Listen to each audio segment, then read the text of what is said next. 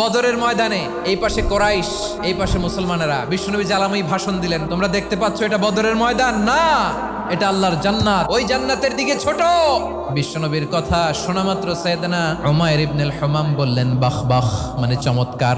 বিশ্বনবী বললেন মা ইয়াহমিলুকা আলা কওলিকা বাখ বাখ ইয়া উমাইর, আমার এই কথা শুনে তুমি কেন বললা বাখ বাখ?